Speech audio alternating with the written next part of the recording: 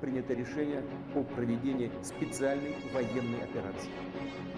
The car is not exceeding the speed limit, and the police are not forcing it and are not pulling it over.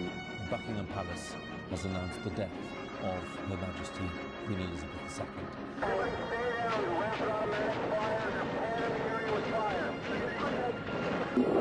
The skies over Baghdad have been illuminated.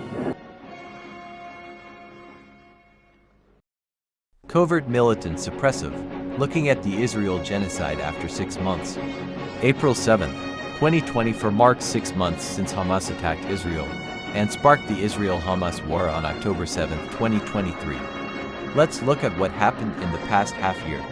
When Hamas attacked Israel on October 7, 1,200 Israelis died and 250 hostages were taken. In retaliation, Israel sieged the Gaza Strip.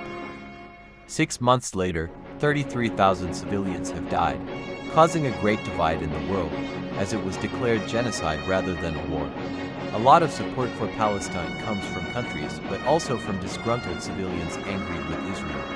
One of the most significant being from Aaron Bushnell, a U.S. Air Force pilot who protested the genocide in Gaza outside of the Israeli embassy by setting himself on fire. Israel killing off civilians in Gaza also resulted in the involvement of the International Court of Justice, also known as the ICJ.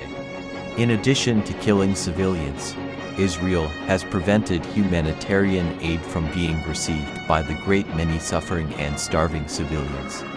Whether Palestine would be free from Israeli Zionism and recognized as legitimate, not sure what that means, and if Israeli Prime Minister Benjamin Netanyahu and Israel as a whole would face consequences for genocide, only time, more specifically another 6 months, will tell.